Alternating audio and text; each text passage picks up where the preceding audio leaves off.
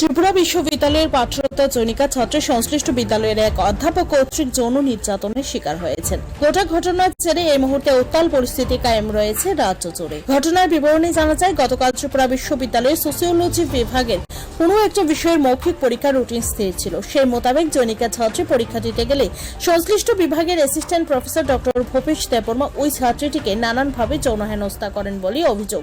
যৌন হেনস্থার শিকার ছাত্রীটি প্রথমে তার কয়েকজন সহপাঠীকে বিষয়টা জানান।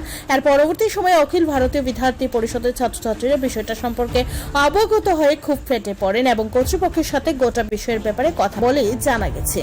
এদিকে কিছুক্ষণের মধ্যেই সংশ্লিষ্ট ছাত্রীটি প্রচন্ড অসুস্থ হয়ে গেলে তাকে প্রথমে বিশ্ববিদ্যালয় হাসপাতাল এবং পরবর্তী সময়ে হাঁপানি হাসপাতালে ভর্তি করা হয়।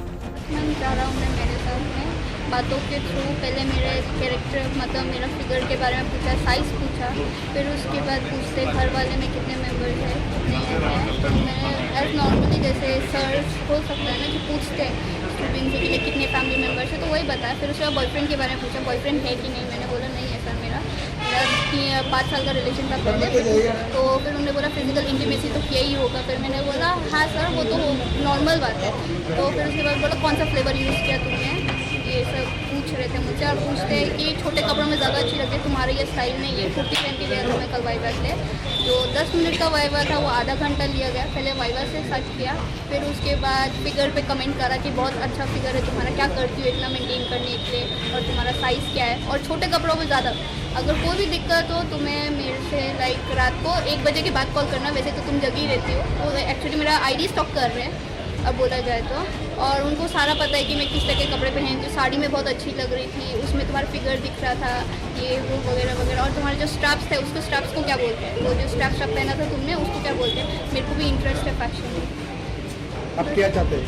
आई वॉन्ट जस्टिस कि ऐसा प्रोफेसर अगर मेरे साथ अगर ऐसा हो सकता है तो मैं चाहती हूँ कि वो प्रोफेसर निकाल दिया जाए, कहीं पे भी ना मिले उसको जॉब। और ऐसा प्रोफेसर हैवानियत से ज़्यादा कम नहीं।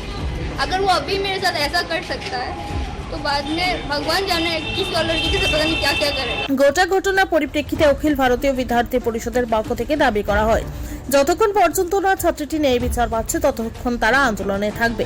অন্যদিকে বিশ্ববিদ্যালয় কর্তৃপক্ষের দাবি হচ্ছে তদন্তক্রমে উপযুক্ত ব্যবস্থা গ্রহণ করা হবে। আমাদের একটা বোনের সাথে যে মেন্টাল হ্যারাসমেন্ট এবং সেক্সুয়াল হ্যারাসমেন্টের ঘটনা আমার সামনে চলে আসে, ওনার বিরুদ্ধে আমরা যে স্যার ভূপেশ দেববর্মা যিনি এই ঘটনার সাথে লিপ্ত, আমরা চাই বিসি স্যার যেন ওনাকে অতি সত্ত্বর সাসপেন্ড করা হোক, এবং যতদিন না সাসপেন্ড করা হবে এবং ওনাকে যতক্ষণ না এখান থেকে পানিশমেন্ট করা হবে। বিদ্যার্থী পরিষদের আজকে দাবি যে আজকে বিসি স্যারের কাছে আমরা এক মেমোরেন্ডাম পেশ করবো যে ওনাকে অতি সত্ত্বর এই ক্যাম্পাস থেকে সাসপেন্ড করা হয়, এবং যতদিন অবধি ক্যাম্পাস চলাকালীন ওনাকে যেন ক্যাম্পাসের মধ্যে ভিতরে না আসতে দেওয়া হয়, এই আমরা দাবি আজকে চলছে আমাদের। কি দেখা করেছেন বিসি স্যারকে আমরা দেখা করবো এবং ওনাকে শাস্তি প্রদান করবো। আমরা আমাদের একটা বোনের সাথে যে মেন্টাল হ্যারাসমেন্ট এবং সেক্সুয়াল হ্যারাসমেন্টের ঘটনা আমার সামনে চলে আসে, ওনার বিরুদ্ধে আমরা যে স্যার ভূপেশ দেববর্মা যিনি এই ঘটনার সাথে লিপ্ত, আমরা চাই বিসি স্যার যেন ওনাকে অতি সত্ত্বর সাসপেন্ড করা হোক, এবং যতদিন না সাসপেন্ড করা হবে এবং ওনাকে যতক্ষণ না এখান থেকে পানিশমেন্ট করা হবে।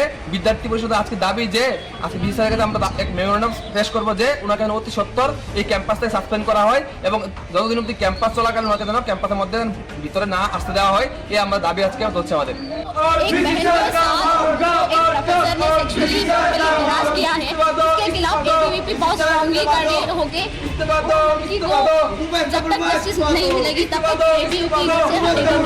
পাশাপাশি পুলিশও দাবি করেছে আইনগতভাবে যা যা করার সবটাই করা হবে। এদিকে শেষ সংবাদ পর্যন্ত গোটা ঘটনার পরিপ্রেক্ষিতে সংশ্লিষ্ট অধ্যাপকের অপসারণ সহ শাস্তির দাবিতে ক্রমেই প্রতিবাদের স্বর জোরালো হচ্ছে। Bureau report, Tripura news.